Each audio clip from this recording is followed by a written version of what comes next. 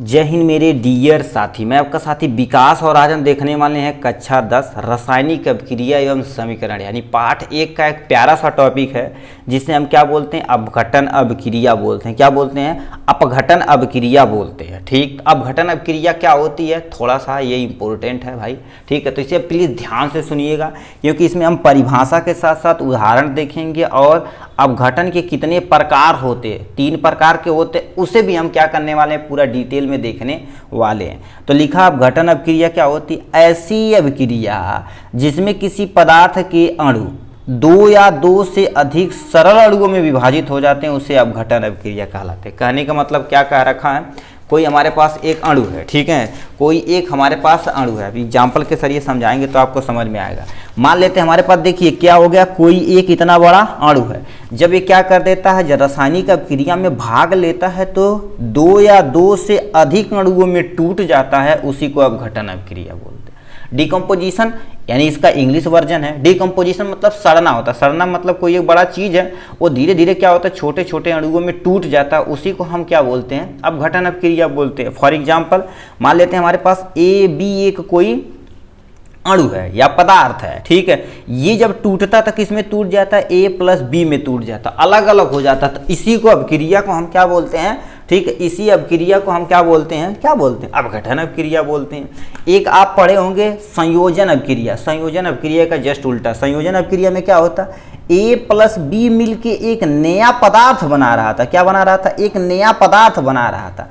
इसमें जो एक नया पदार्थ बन गया है उसे दोबारा तोड़ दिया जाता है, तो उसी को हम क्या बोलते हैं, अपघटन अभिक्रिया बोलते हैं।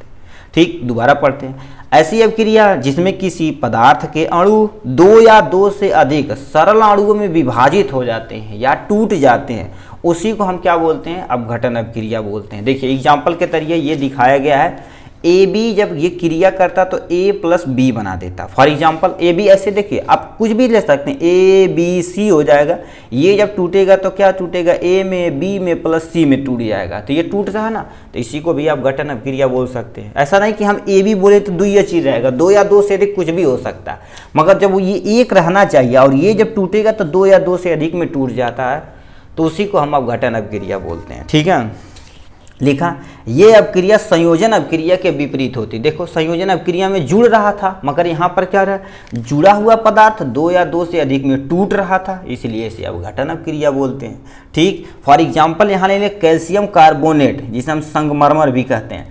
कैल्शियम कार्बोनेट को जब हीट किया जाता, जब गर्म किया जाता, जानते हो क्या निकलता है, कैल्शियम ऑक्साइड निकलता प्लस में कार्बन डाइऑक्साइड निकलता। क्या निकलता है, calcium oxide plus carbon dioxide निकलते। तो इसी अभिक्रिया को भी हम अपघटन अभिक्रिया बोलते हैं। ठीक, तो अपघटन अभिक्रिया के यदि प्रकार देखा जाए, ठीक है, तो प्रकार देखा जाए तो 3 तरह के होते हैं। कौन कौन आपको हम बताते हैं, ठीक है, यानी इसका प्रकार देखा जाए तो आप नोट कर सकते हैं। एक ऊष्मीय अपघटन बोलते हैं। क्या बोलते हैं, ऊष्मीय अपघटन बोलते हैं। क्या बोलते हैं, ऊष्मीय अपघटन। एक हमारे पास क्या हो गया, प्रकाशीय अपघटन हो जाएगा। क्या हो जाएगा, प्रकाशीय अपघटन हो जाएगा। क्या हो जाएगा, प्रकाशीय अपघटन हो जाएगा। और लास्ट में तुम्हारे पास क्या हो जाएगा, विद्युत अपघटन हो जाएगा। क्या हो जाएगा, विद्युत अपघटन हो जाएगा। ठीक, तो ये 3 होते हैं, 2 हो गए, 3 हो गए। अब इसको सुनिए, ऐसी रासायनिक अभिक्रिया जो ऊष्मा से, ठीक है, ऊष्मा के द्वारा किसी एक पदार्थ को 2 या 2 से अधिक अणुओं में तोड़ देता है, उसे ऊष्मीय अपघटन कहलाते हैं।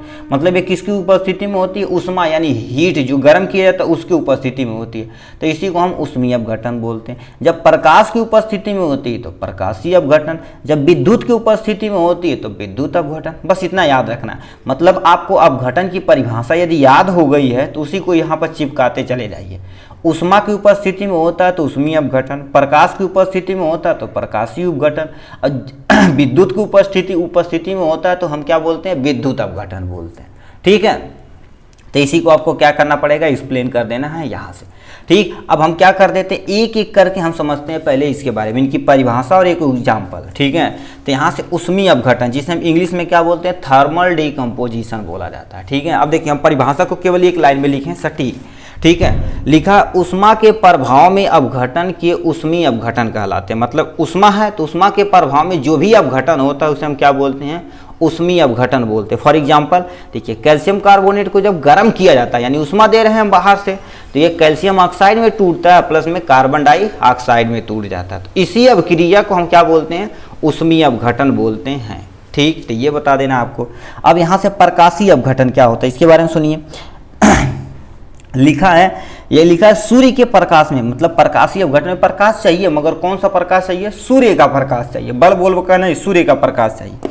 तो लिखा है तुम्हारे पास, सूर्य के प्रकाश के द्वारा अपघटन को हम प्रकाशीय अपघटन कहते हैं। यानी जब सूर्य का प्रकाश के द्वारा अपघटन होता है तो उसे हम प्रकाशीय अपघटन कहते हैं। तो इसमें तुम्हारे पास लिखा है सिल्वर क्लोराइड जब सूर्य की उपस्थिति में आता है, सूर्य की प्रकाश की उपस्थिति में आता है, तो सिल्वर प्लस क्लोरीन में टूट जाता है। एनसीईआरटी में आपसे एक क्वेश्चन पूछा जाएगा, ठीक है। यानी देखो हम क्या दिए, सिल्वर जब क्या, सिल्वर क्लोराइड जब किस में टूटता है, सिल्वर अलग हो जाता है, प्लस में क्लोरीन अलग हो जाता है, ठीक है। तो ये अब यहाँ पर बैलेंस अब कराने के लिए 2 से गुणा कर दीजिए। देखिए कहा जाता है सिल्वर क्लोराइड को, ठीक है, सिल्वर क्लोराइड को रखने के लिए हम किसका प्रयोग करते हैं, ब्लैक कलर का, किसका, ब्लैक कलर का बाटल का प्रयोग करते हैं। किसका, ब्लैक कलर का बाटल का प्रयोग करते हैं। और ये सूर्य की उपस्थिति में नहीं रखा जाता, ऐसा क्यों, तो क्या बताएंगे, बताएंगे इसमें क्या होता है, यदि हम सिल्वर क्लोराइड को सूर्य की प्रकाश की उपस्थिति में या ट्रांसपेरेंट यानी पारदर्शी ग्लास में रखेंगे तो ये प्रकाश की उपस्थिति में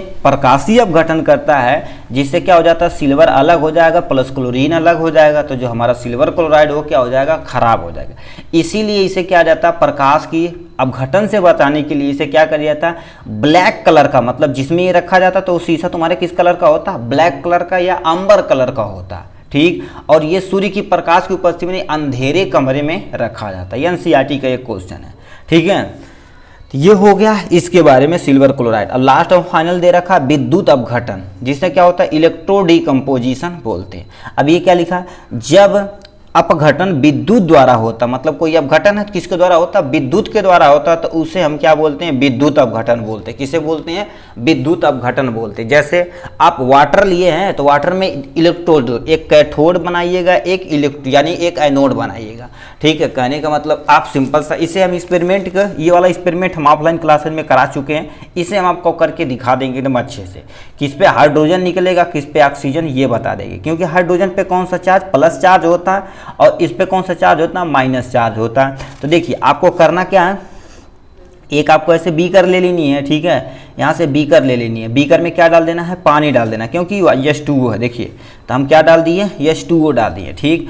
अब इसमें H2O यदि डाल दिए हैं तो आपको एक 9 वोल्ट की 20 रुपए की बैटरी ऐसे मिलती है, ठीक। तो देखेंगे एक प्लस पे चार्ज, एक निगेटिव चार्ज, इन दो, इसको बैटरी को जब आप यहाँ डालेंगे ना, यहाँ डालेंगे, ठीक है, तो यहाँ डालेंगे तो जो आपका इसका प्लस चार्ज रहेगा माइनस चार्ज, क्योंकि बैटरी का एक प्लस चार्ज एक माइनस चार्ज होता है। तो ये प्लस वाले चार्ज से जानते हो क्या निकलता है, प्लस वाले चार्ज से, ठीक है, प्लस वाले चार्ज से तुम्हारे पास ये चीज निकलता है, ठीक है।